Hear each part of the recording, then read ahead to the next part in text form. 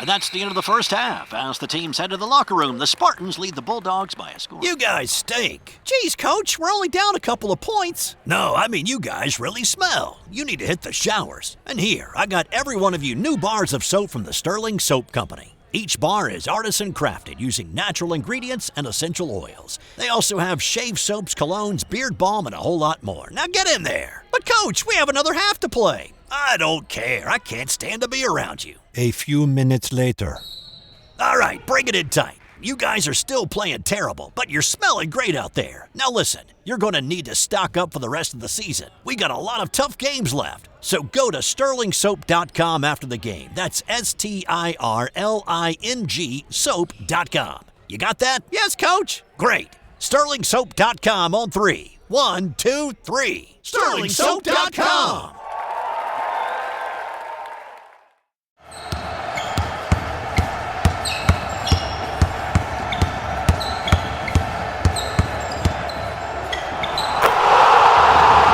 This is Basketball History 101 with Rick Loayza. Welcome back to award-winning Basketball History 101, part of the Sports History Network. I am your host, Rick Loayza, and this is the podcast where we bring to life some of the forgotten stories from basketball history. We are bringing old school basketball to a new school audience, and today we bring you the story of Kareem Abdul-Jabbar's Skyhook. Now, if you are a regular listener to this show, I do not want to get this confused with episode 134, where I discuss the question of why does nobody else ever shoot the Skyhook. For 39 years, Kareem was the NBA's all-time leading scorer, primarily by shooting the practically unblockable Skyhook, and nobody else ever shot it the way that he did. Now, if you want to hear that episode, go ahead and check out 134, but for today, we are going to talk about where he learned the Skyhook in the first place. And for that, I have to take you all the way back to 1958 and to the St. Jude's Grammar School in Brooklyn, New York. Kareem was still going by his original name, Louis Alcindor, or Lou for short. He was in the 5th grade and around 10 years old. He played for the school basketball team, but even by his own admission, he had practically no skills.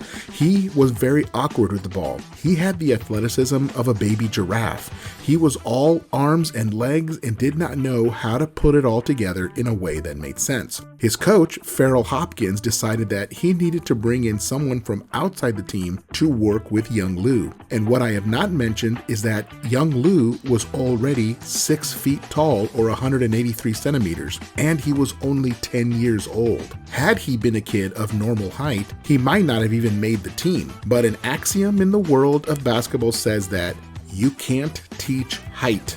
Coach Hopkins knew that if he could develop even a modicum of skill into young Lou, then he would be an unstoppable force in the Grammar School League.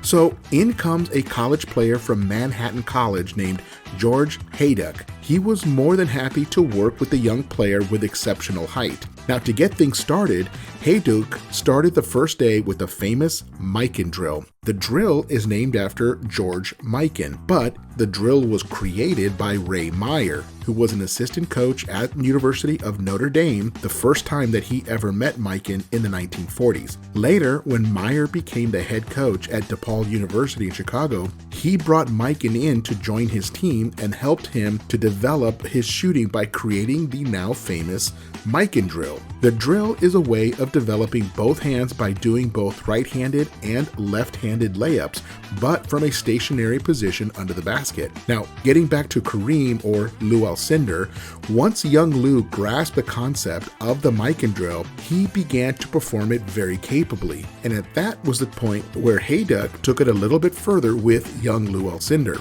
He showed him how to shoot a short hook shot, but he also showed him how to shoot it with either hand. He had Lou set up at the block with his knees bent and ready to catch the ball. He had young Lou catch the ball and keep it high, which is extremely important. There is no reason to bring the ball down where a defender might knock it away. For extremely tall players, you want to keep the ball as high as you can to better protect it. Now, once he had the ball, he was to pivot on his foot closest to the baseline and shoot a short hook shot that banked off the backboard. The shot did not always go in for Lou. After all, he was still just 10 years old and he missed plenty of them. but he really liked the shot and he liked the way it felt when the ball left his hand. At that point, something was released in young Lou, and he practiced that shot every chance that he got. Eventually, he began to shoot the ball straight into the basket without using the backboard for a bank shot, and that was a shot that helped older Kareem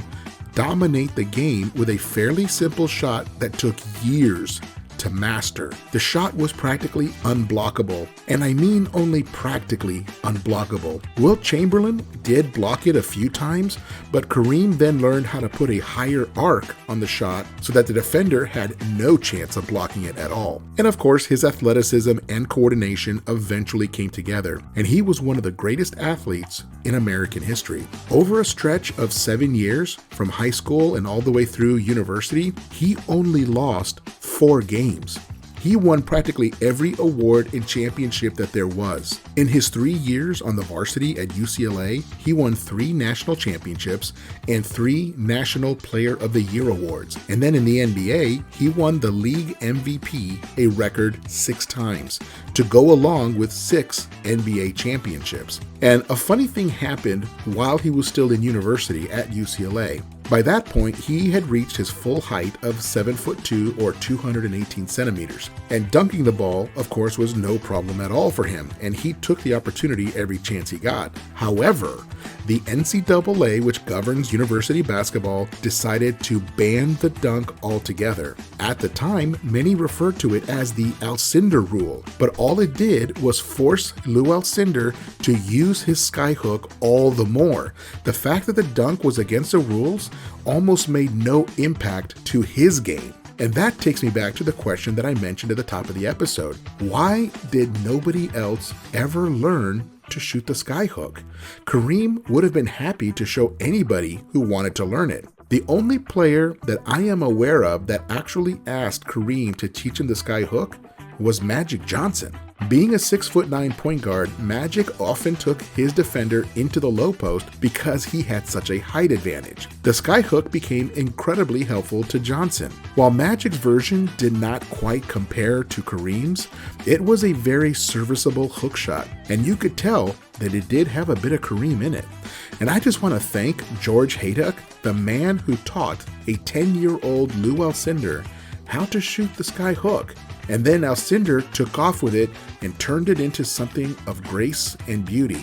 Bill Russell once called it the prettiest shot in all of basketball. Some even credit the skyhook as the reason that Kareem was able to play for so long. He was the first player in NBA history to play an 18th, a 19th, and a 20th season. Part of the reason was that the skyhook is easy on the body. It does not require a lot of physical exertion in order to execute. That and the fact that Kareem took incredible care of his body through yoga, nutrition, and exercise. Well, that is it for today. That is the story of how Kareem Abdul-Jabber learned how to shoot the skyhook. Join us next time when we share another story from basketball history. That's next time on Basketball History 101, part of the Sports History Network, the headquarters of sports yesteryear. Go to sportshistorynetwork.com to find out more about this and other sports history podcasts. If you like what you hear, please hit that subscribe button wherever you get your podcast. And check out our page on Facebook. It's called Basketball History 101 Podcast. There you'll find short historical posts, and I'll also announce there when new episodes come out. I want to thank my producer and editor, Jacob Loayza. Join us each week as we continue to mine the history of basketball for more great stories from the past. Take care and see you soon.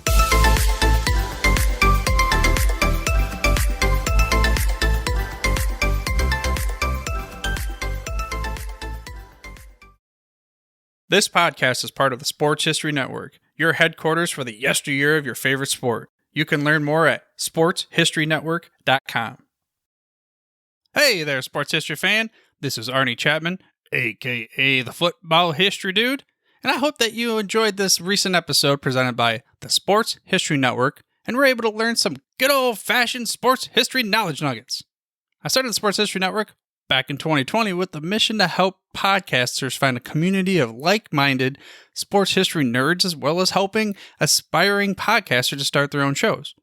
We have a little bit over 30 shows on the network right now covering all sorts of sports history, but as far as I'm concerned, We're just at the toothpick in the ocean moment, that can't even figure it out because there's so much more coming.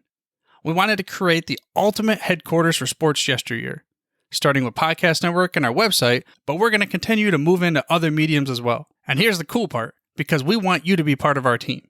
So if you're interested in starting your own podcast, or maybe being a guest on one of our shows, or who knows, maybe even writing an article for us over on the website. Seriously, all you gotta do is reach out to us on the contact page over at sportshistorynetwork.com. You can be as technologically savvy as a Neanderthal tapping on a stone trying to figure out this whole hieroglyphics thing back in the day. Again, it doesn't matter, because even if you don't understand the whole podcast space, we have a production team that can pretty much help you out with doing everything. All you gotta do, head over to sportshistorynetwork.com, head to the contact page, fill it out. That message goes right to me, and I'll reach out to you as soon as I can. But for now, dude, I'm through if you're through.